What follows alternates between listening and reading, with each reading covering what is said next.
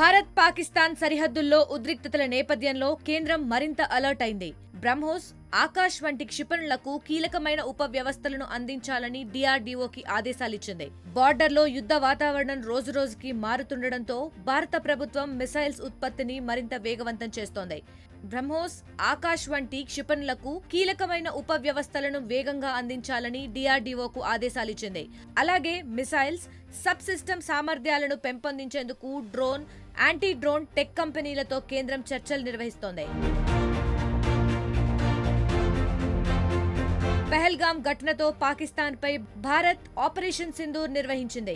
అయితే ఆపరేషన్ సింధూర్ తర్వాత బార్డర్లో ప్రశాంత వాతావరణం ఉన్నప్పటికీ భారత ప్రభుత్వం ముందస్తు జాగ్రత్తలు తీసుకుంటోంది.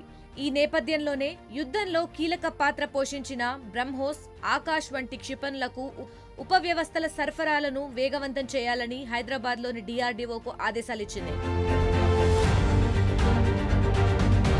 అలాగే హైదరాబాద్లో ఉన్న రక్షణ తయారీదారులు క్షిపణి నిల్వలను పెంచడానికి డెలివరీలను వేగవంతం చేయాలని ప్రభుత్వ, ప్రైవేటు రంగ సరఫరాదారులను ఆదేశించింది. మిసైల్స్, సబ్ సిస్టమ్స్ తయారీ కోసం హైదరాబాద్లోని DRDOతో పాటు పలు సంస్థలు తీవ్రంగా కృషి చేస్తున్నాయి. అందులో Bharat dynamics, Bharat electronics limited, Adani Elbit advanced systems, Kalyani Rafael advanced systems, MTAR technologies, astro microwave, Anant technologies, Raghuvamshi, Zen technologies, SEC industries వంటి అనేక ప్రభుత్వ, ప్రైవేటు రంగ సంస్థలు ఉన్నాయి. ఇక వీలైనంత త్వరగా ఉప వ్యవస్థలను అందించేందుకు వారాంతంలో కూడా పనిచేయాలని తయారీ సంస్థలకు స్పష్టమైన ఆదేశాలు వెళ్లాయి.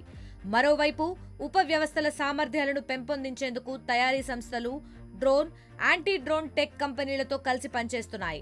రాబోయే 2-3 నెలల్లోనే భారత్కు పెద్ద ఎత్తున క్షిపణుల ఉప వ్యవస్థలను అందిస్తామని తయారీ సంస్థలు చెప్తున్నాయి. ప్రపంచంలో ఏ మూల ఏ క్షణం ఏం జరుగుతుందో వేగంగా తెలుసుకోవడానికి తొలి వెలుగు వాట్సాప్ ఛానల్ ని ఫాలో చేయండి.